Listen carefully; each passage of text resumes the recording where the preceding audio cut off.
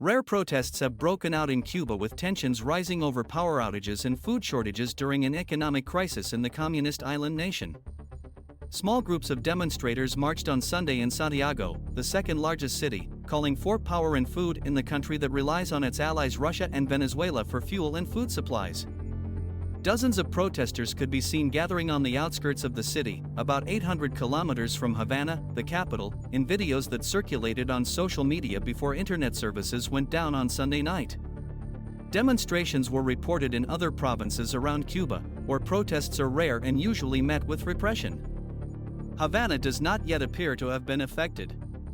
We are aware of reports of peaceful protests in Santiago, Bayamo, Granma, and elsewhere in Cuba, with citizens protesting the lack of food and electricity, the U.S. Embassy posted on X on Sunday night.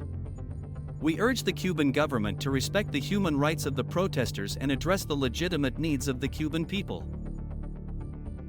Washington has maintained a trade embargo against Cuba, which is just 153 kilometers from the U.S. at the closest point, since the Caribbean islands revolution led by the late Fidel Castro in the 1950s.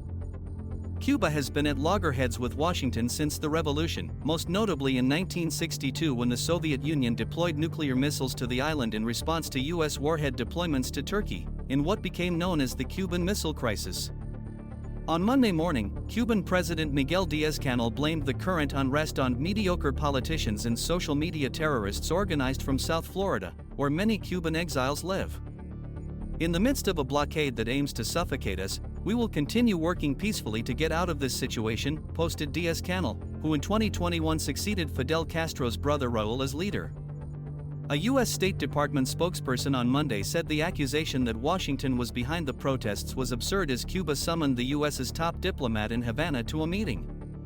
Havana's foreign ministry said in a statement that the U.S. had not observed minimal standards of decency and honesty in its comments on the protests. Cuba is mired in an energy and economic crisis that has worsened since the COVID-19 pandemic. Inflation last year ran at 30%, according to the central bank, and there are frequent power blackouts and shortages of food and medicine. The government in February raised petrol and diesel prices more than 400% in an attempt to stabilize the economy, as part of a gamut of spending cuts and price increases that are heaping more pain on destitute Cubans. Economy Minister Alejandro Gil Fernandez was sacked last month, with the government saying he is under criminal investigation. Havana also requested food aid from the UN's World Food Program last month, an unprecedented move for a country that has long resisted publicly acknowledging its inability to produce enough food for its people. Protests are exceedingly rare in Cuba and are often met with repression when they do break out. Mass protests over the floundering economy in 2021, the largest since the revolution, led to hundreds of arrests and more than 700 criminal charges. More than 400,000 Cubans have sought refuge in the U.S. since 2021. Amid the current crisis and previous ones, Cuba has relied on its alliances with the authoritarian governments of Russia and Venezuela, both under U.S. sanctions, for fuel and food.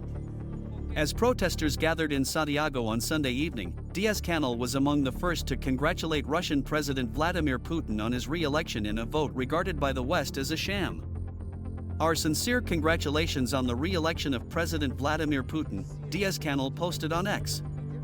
We will continue to strengthen ties between Cuba and Russia in sectors identified for the well-being of our people.